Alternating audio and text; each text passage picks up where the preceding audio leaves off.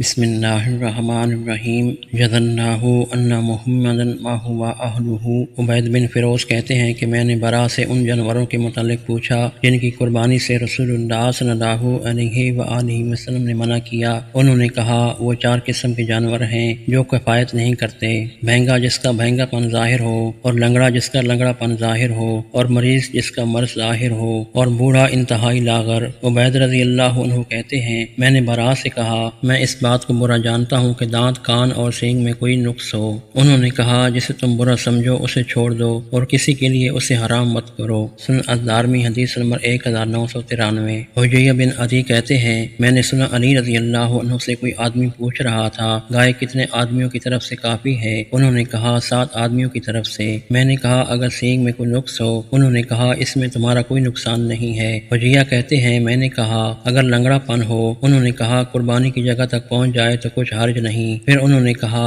رسول اللہ صلی اللہ علیہ وآلہ وسلم نے حکم دیا کہ کان، آنکھ اور ناک اچھی طرح دیکھ لیں۔ سنن الدارمی حدیث نمبر 1994۔ علی رضی اللہ عنہ کہتے ہیں کہ ہمیں رسول اللہ صلی اللہ علیہ وآلہ وسلم نے حکم دیا کہ ہم کان، آنکھ اور ناک اچھی طرح دیکھ لیں اور مقابلہ، مدابرہ، خرقہ اور شرکا کی قربانی نہ کریں۔ مقابلہ وہ جانور ہے جس کا کان آگے سے کٹا ہوا ہو، اور مدابرہ وہ ہے جس کا کان پیچھے سے کٹا ہو، اور خرقہ وہ ہے جس کا کان چرا ہوا ہو، اور شرکا وہ ہے جس کا کان پھٹا ہوا ہو۔ سنن الدارمی حدیث نمبر 1995۔